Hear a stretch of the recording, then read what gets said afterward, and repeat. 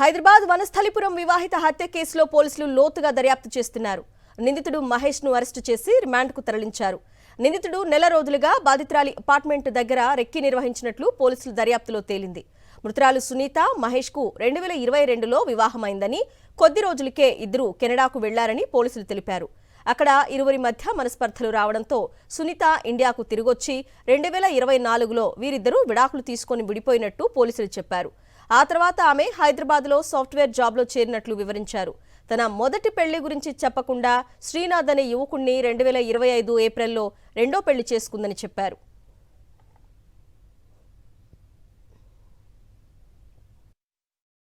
హత్యకు వల్ల మొదటి కారణం ఏంటంటే ఈమె 2022లో మహేష్ అనే అతనితోటి ఫస్ట్ లవ్ మ్యారేజ్ ఇంకా అరేంజ్ మ్యారేజ్ అవుతుంది.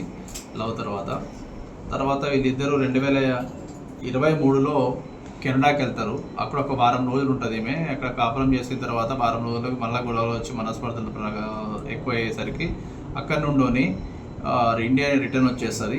అక్కడ పోలీస్ వాళ్ళ సాయంతో ఈ ప్రతీకారం తీర్చుకోవాలనే ఉద్దేశంతో